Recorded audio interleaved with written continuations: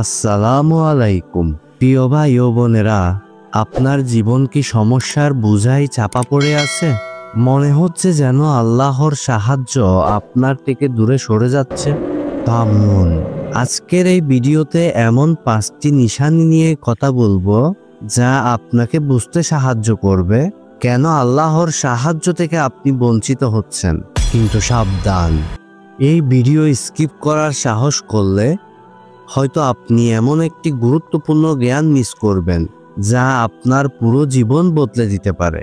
তাই এক মুহূর্তের জন্য চোখ সরাবেন না, ভিডিওটি শেষ পর্যন্ত দেখুন, কারণ আজ আমি এমন একটি গোপন রহস্য শেয়ার করব যা আপনি আগে কখনো শুনেননি।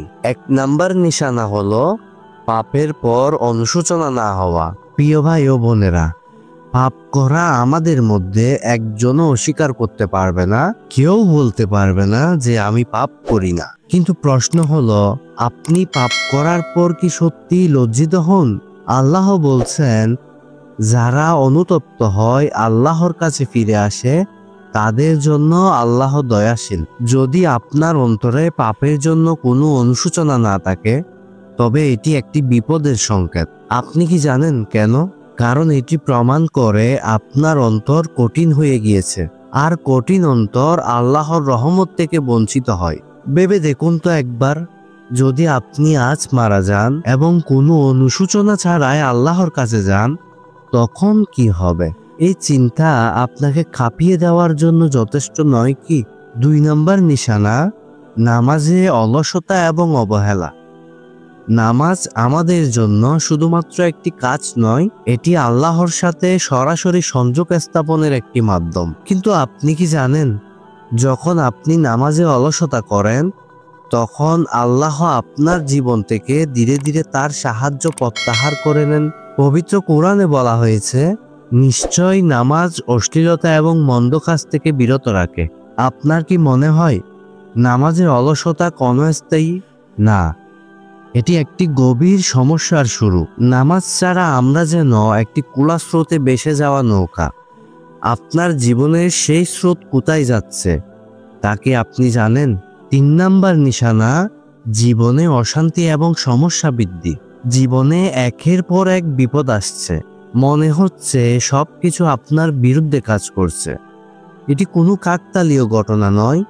পবিত্র কোরআনে বলা হয়েছে, মানুষের মধ্যে যারা আল্লাহর আদেশ অমান্য করে তাদের জন্য আকাশ ও জমিনের বরকত বন্ধ করে দেওয়া হয়। আপনার জীবনের সমস্যাগুলোর উৎস খুঁজে দেখেছেন? হতে পারে আল্লাহ আপনাকে একটি বিশেষ বার্তা দিচ্ছেন, কিন্তু আপনি কি সেই বার্তা বুঝতে পারছেন? 4 নাম্বার নিশানা হলো দোয়া করার ইচ্ছা হারিয়ে ফেলা। দোয়া হলো আমাদের সবচেয়ে শক্তিশালী অস্ত্র।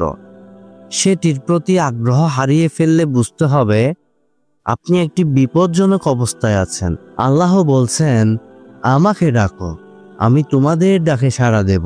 আপনার যদি মনে হয় দোয়া করেও লাভ নেই, তাহলে এটি শয়তানের ফাঁদ। প্রিয় ভাই ও বোনেরা, দোয়া বন্ধ করা মানে নিজেকে আল্লাহর সাহায্য থেকে বঞ্চিত করার একটি নিশ্চিত উপায়। আপনি কি সত্যি এই ভুল করতে চান? 5 নাম্বার, হারাম কাজে লিপ্ত হওয়া।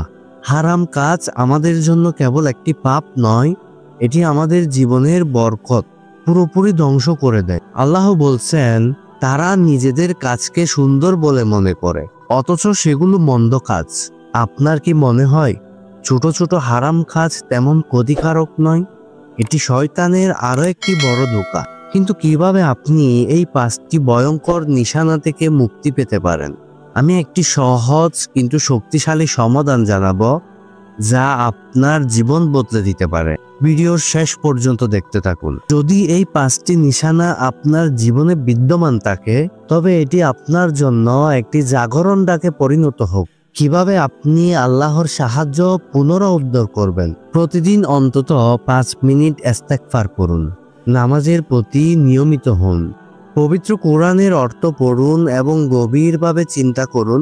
আল্লাহর কাছে কাটি মনে তওবা করুন এবং সবচেয়ে গুরুত্বপূর্ণ, হারাম কাজ সম্পূর্ণ ত্যাগ করুন। আল্লাহ বলছেন, আমার রহমত থেকে নিরাশ হইও না, নিশ্চয় আল্লাহ সমস্ত গুনাহ মাফ করে দেন। প্রিয় ভাই ও বোনেরা, আপনার জীবনে এমন কোনো মুহূর্ত কি এসেছে যখন আপনি আল্লাহর সাহায্য হারানোর ভয় পেয়েছেন? নিচে কমেন্টে আপনার অভিজ্ঞতা শেয়ার করুন। এতে হয়তো অন্য কারো জীবনেও অনুপ্রেরণা আসবে।